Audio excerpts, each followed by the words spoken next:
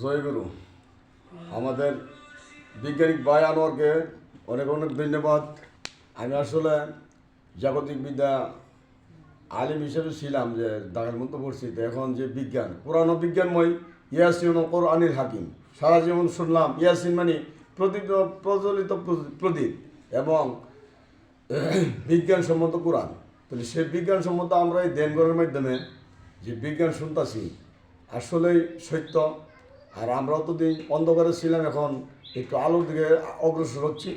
আর আমরা যে সত্য যুগে এই হিন্দু ধর্মে সনাতন ধর্মে জানতাম যে সত্য ক্রেতা দাফর কলি, তো কলিযুগ চলতেছে, কলি মানে দুর্যোগ।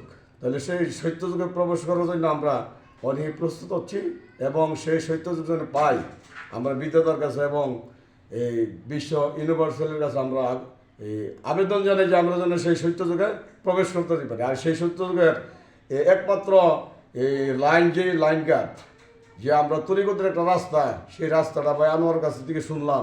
এই প্রথম আমরা বিজ্ঞান মাধ্যমে এই সত্য যুগ আসতেছে এবং সত্য যুগে আমরা পামো এমন আশা নিয়ে আমরা এই দেনগরের মাধ্যমে বিজ্ঞান শিখতেছি। বিজ্ঞানের মাধ্যমে আমরা সেই সত্য যুগে প্রবেশ করতে পারি। বিজ্ঞানী সত্য, সেই সত্য যুগে আমরা যাওয়ার সবাই ধন্যবাদ।